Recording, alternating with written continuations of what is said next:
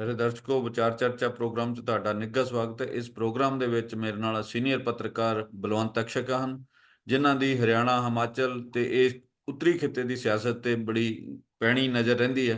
ਉਹਨਾਂ ਨਾਲ ਗੱਲ ਕਰਾਂਗੇ ਕਿ ਹਰਿਆਣਾ ਦੀ ਸਿਆਸਤ ਦੇ ਵਿੱਚ ਅੱਜ ਕਾਫੀ ਹਿਲਜੁਲ ਹੋਈ ਹੈ। ਸਾਬਕਾ ਵਿੱਤ ਮੰਤਰੀ ਚੌਧਰੀ ਬਰਿੰਦਰ ਸਿੰਘ, ਉਹਨਾਂ ਦੀ ਪਤਨੀ ਪ੍ਰੇਮਲਤਾ, ਉਹਨਾਂ ਨੇ ਜਿਹੜਾ ਭਾਜਪਾ ਤੋਂ ਅਸਤੀਫਾ ਦੇ ਦਿੱਤਾ। ਉਹਨਾਂ ਦਾ ਲੜਕਾ ਪਹਿਲਾਂ ਹੀ ਅਸਤੀਫਾ ਦੇ ਕੇ ਕਾਂਗਰਸ ਸ਼ਾਮਲ ਹੋ ਚੁੱਕਾ ਹੈ, ਚੌਧਰੀ ਬਰਜਿੰਦਰਾ ਸਿੰਘ। ਤੇ ਜਜ਼ਬਾ ਦੇ ਵਿੱਚ ਵੀ ਕਾਫੀ ਹਿਲਜੁਲ ਹੋਈ ਹੈ।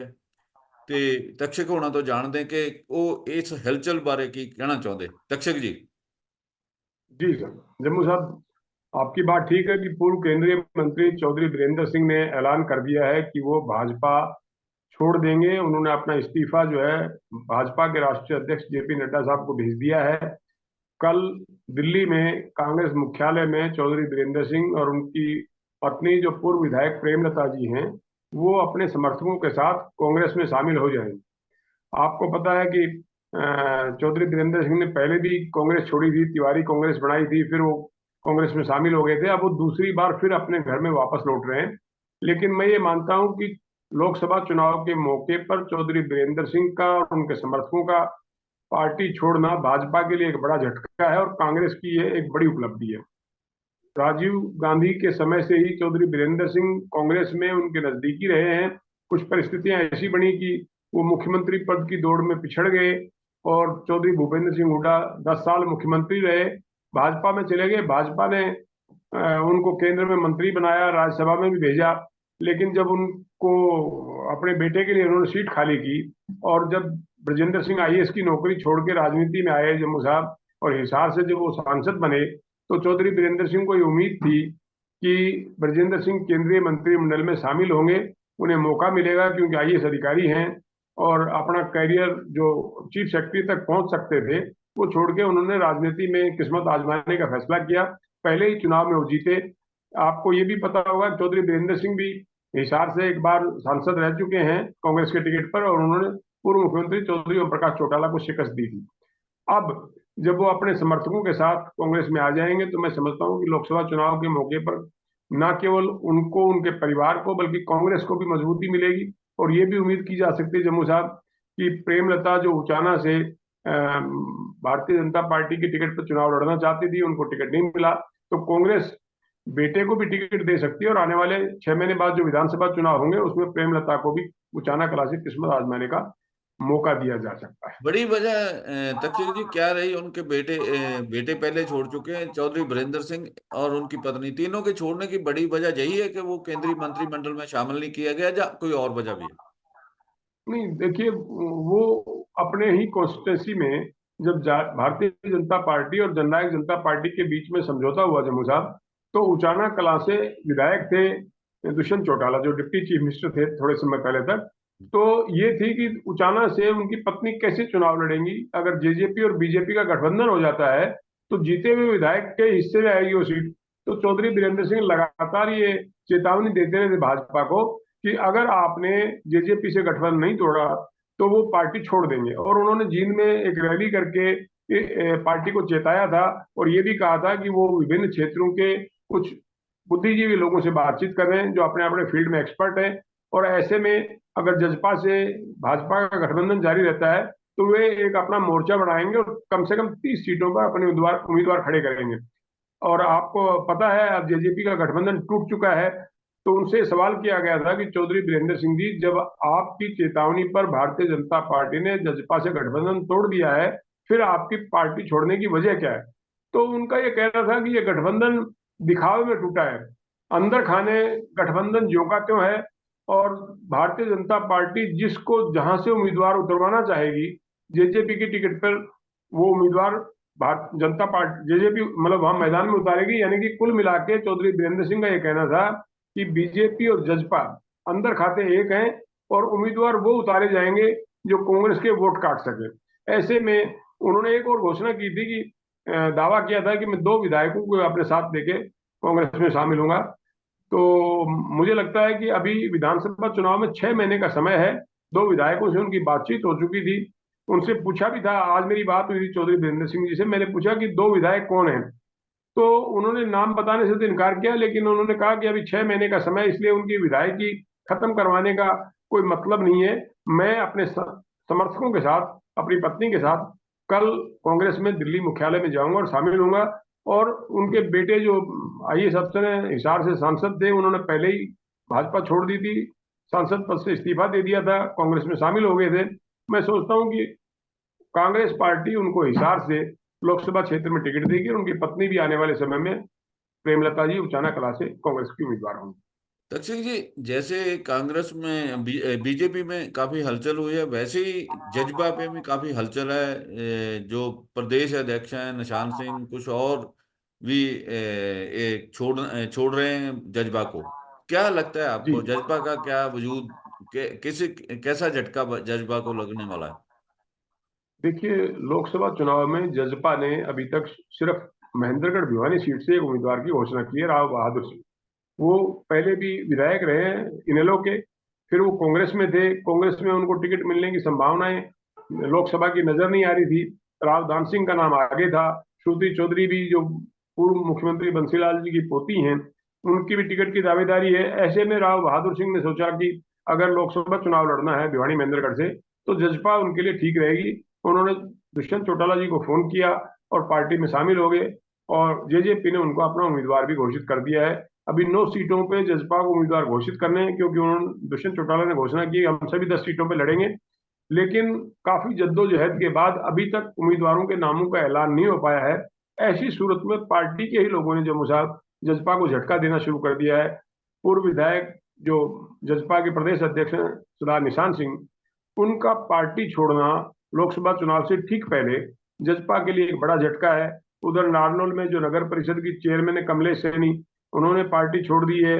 जो पार्टी के राष्ट्रीय अध्यक्ष हैं डॉक्टर अजय सिंह चौटाला, उनके बहुत नजदीकी रहे मीनू बेनीवाल, वो भी जजपा छोड़ के भाजपा में शामिल होने जा रहे हैं। इसी तरह फतेहाबाद में जो मिसेस कटारिया हैं, उन्होंने भी पार्टी छोड़ने का ऐलान किया है। साथ ही निशान सिंह के साथ, जो पार्टी के उपाध्यक्ष स्टेट के लेगा, उन्होंने भी कहा है कि जहां निशान सिंह जी होंगे मैं वहां हूंगा।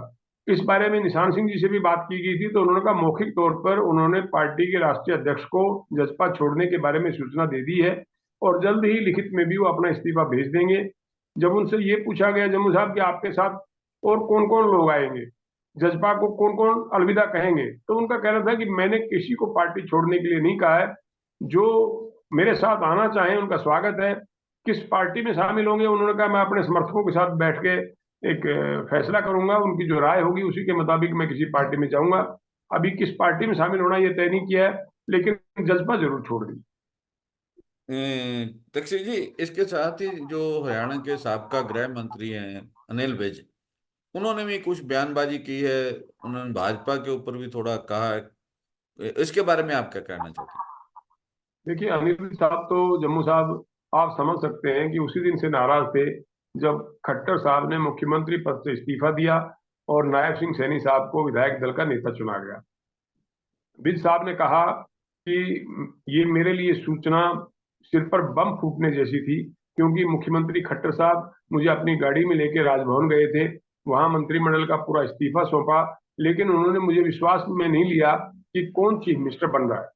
विज साहब को तब तक यही इल्म था कि खट्टर साहब इस्तीफा सिर्फ इसलिए दे रहे हैं कि जननायक जनता पार्टी के deputy chief minister Dushyant Chautala और उनके पार्टी के दूसरे मंत्रियों से इस्तीफा मांगने की जरूरत ना पड़े, सरकार का इस्तीफा हो जाए और जजपा से मुक्ति मिल जाए।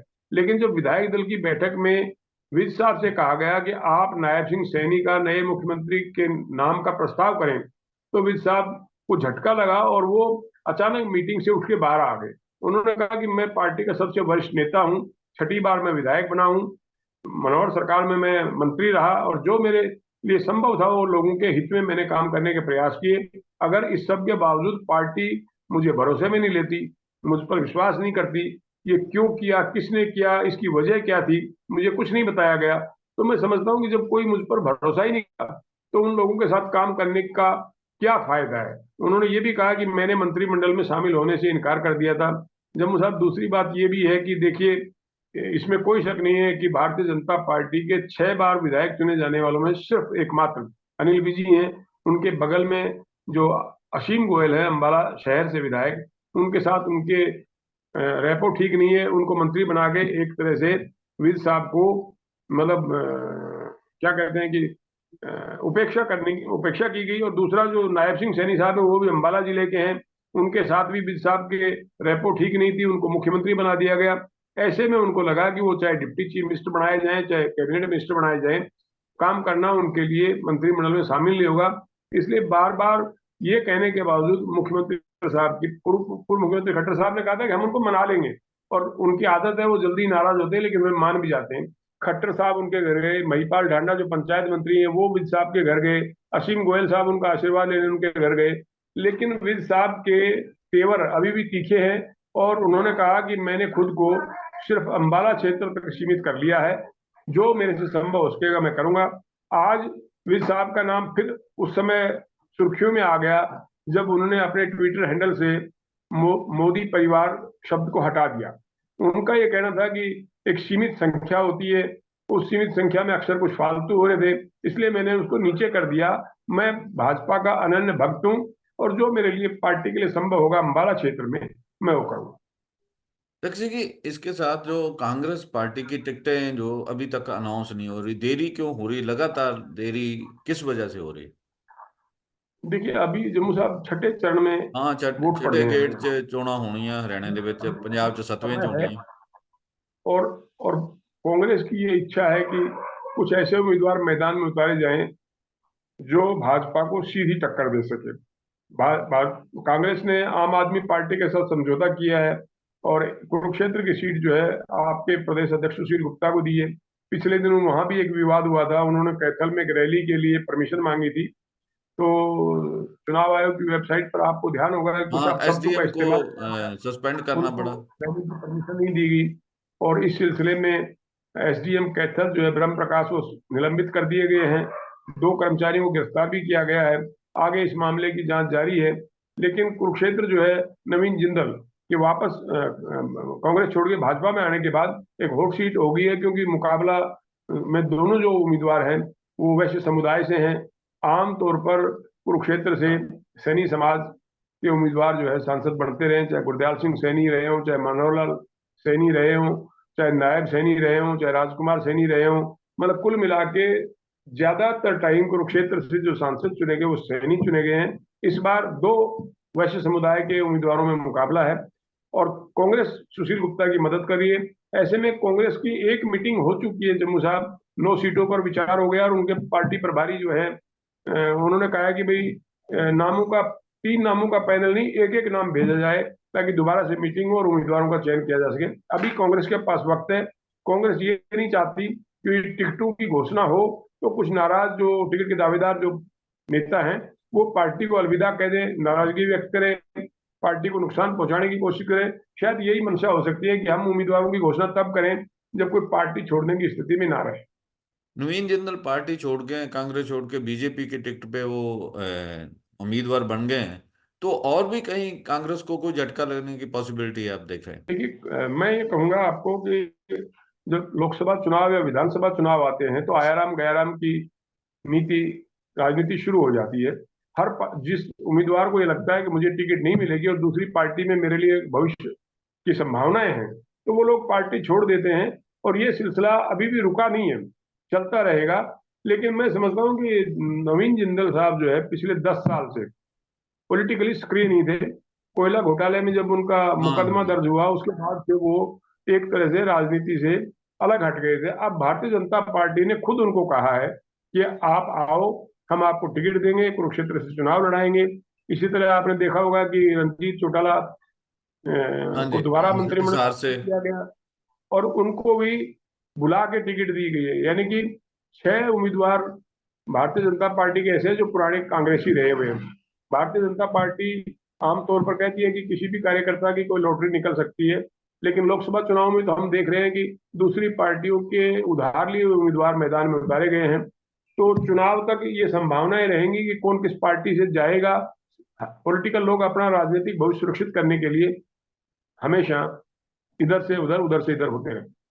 और जो बीजेपी के उम्मीदवार हैं उनको किसानों के गुस्से का भी सामना करना पड़ रहा है, आप क्या कहना चाहते हैं? का 3 लोकसभा हलके हैं जिसमें हिसार भी है, रोहतक भी है, और एक और है सोनीपत है, जहाँ जी, किसानों ने उनका विरोध किया है।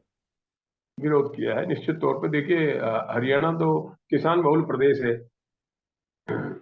दूध दही का खाना हरियाणा, ये कहावत तो आपके सामने है। हाँ जी। पहलवानों का इलाका है, किसानों का इलाका है।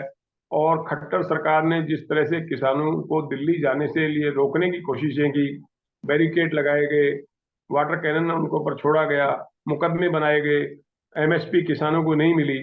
और किसानों ने जब भी दिल्ली की तरफ जाने की कोशिश की, सरकार ने उन वो तमाम बंदोबस्त किए जिससे कि किसान दिल्ली बॉर्डर पार ना हरियाणा बॉर्डर पार ना कर सकें। किसानों में नाराजगी है, उनको फसल का न्यूनतम मूल्य चाहिए। जो केंद्र सरकार ने वादा किया था, तीनों कृषि कानून जब वापस हुए 1 साल के आंदोलन के बाद, तब प्रधानमंत्री नरेंद्र मोदी ने कहा था कि हम एक समिति बनाएंगे, ये समिति जो रिपोर्ट देगी उसके मुताबिक फैसला लेंगे। आपको पता है किसानों ने उस समिति की बैठक में ना हिस्सा लिया, ना समिति ने अपनी कोई रिपोर्ट दी है। और किसानों ने जब दूसरी बार आंदोलन शुरू किया, तब भी उनके साथ उतनी ही सख्ती से पेश आई सरकार। ये अलग बात है कि खट्टर साहब का इस्तीफा हो गया, नायब सेनी मुख्यमंत्री बन गए, लेकिन अब तो आचार संहिता लागू हो चुकी है, केंद्र सरकार इस मुद्दे पे कोई फैसला भी नहीं करेगी। और मैं मानता हूं कि किसानों की नाराजगी का खामियाजा हरियाणा में नहीं, पंजाब में भी भारतीय जनता पार्टी को उठाना पड़ेगा। क्योंकि अभी भी बॉर्डर पे दो जगह पे तो आंदोलन चल ही रहा है ना, शंभू बॉर्डर जी, पे 9 और तारीख खनौरी पे। को कुछ किसानों को तमिलनाडु में गिरफ्तार भी किया गया था, और हाँ नहीं, किसानों उनको ने तो छोड़ चेतावनी। छोड़ दिया आज। जी, हाँ जी। किसानों ने चेतावनी भी दी हुई थी, 9 तारीख को हम शंभू बॉर्डर के इलाके में रेल रोकेंगे। अब 9 तारीख कल है, किसानों का ये आंदोलन तो जारी रहेगा। उन्होंने कहा जब तक हमारी मांगे नहीं मानी जाएंगी।